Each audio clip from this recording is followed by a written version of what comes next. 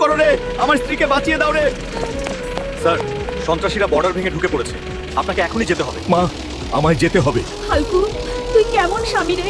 এই অবস্থায় তোর স্ত্রীকে রেখে তুই চলে যাবি, কিন্তু মনে রাখিস তোর এই মুখ আমাদেরকে কখনো দেখাবি না।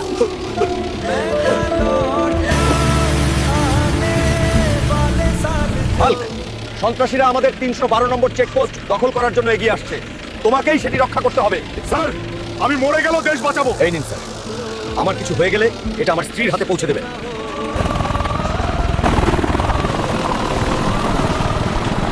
ইনকিলাব জিন্দাবাদ। বন্দে দখল করার জন্য এগিয়ে আসছে, তোমাকেই সেটি রক্ষা করতে হবে।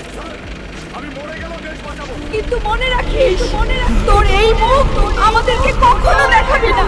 সাদিয়া,